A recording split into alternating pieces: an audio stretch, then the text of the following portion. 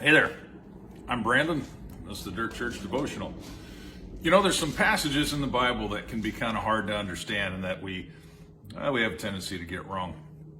One of them that I see gets a lot of traction, and I know they do it for good intent. It comes at the end of Mark chapter 8, and Jesus makes a statement. He says, if you're ashamed of me in this adulterous and sinful world, I will be ashamed of you when I come back.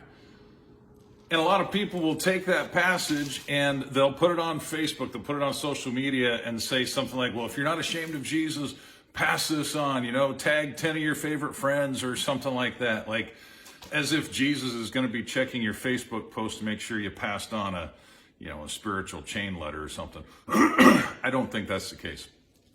Now, I'm not saying he won't check your Facebook post. You better be posting good stuff and not wrong stuff. And I'm not saying that it's bad for some to do that. What I'm saying is I think that they're getting the point of that passage wrong.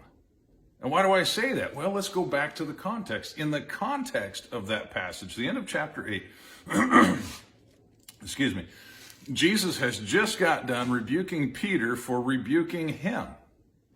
Peter rebuked Jesus. Why did Peter rebuke Jesus? Because Jesus was saying some stuff that Peter didn't like. Now remember, if you back up just a little bit further, Peter had just declared that he understood Jesus is the Son of God, he's the Messiah, he's the blessed one to come.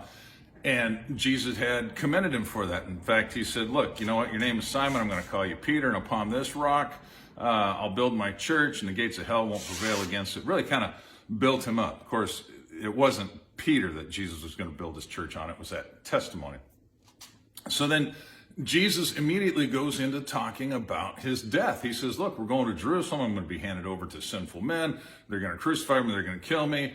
And on the third day, I'll rise. And then Peter steps up now in his newfound boldness, and he rebukes Jesus. He takes Jesus aside and he says, look, this will never happen. I'm rebuking that. You're not going to die, blah, blah, blah. Jesus looks at him, and he actually calls him devil. He says, get behind me, Satan. You don't have the things of God in mind. That's the context, all right? Then Jesus says, look, if you want to save your life, you're going to lose it. But if you lose your life for my sake, you'll save it forever. What good does it do a man to win the whole world but forfeit his soul? The obvious answer, nothing. Doesn't do you any good because this world is temporal. The soul is eternal. And then Jesus goes on to say, look, if you're ashamed of me, I'll be ashamed of you.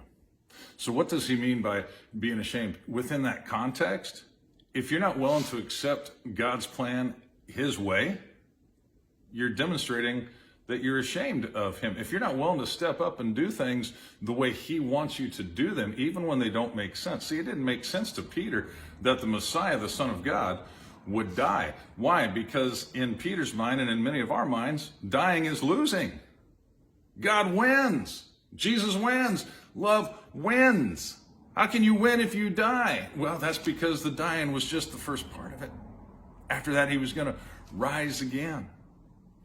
Paul says later in Romans, he says, look, I'm not ashamed of the gospel. Okay?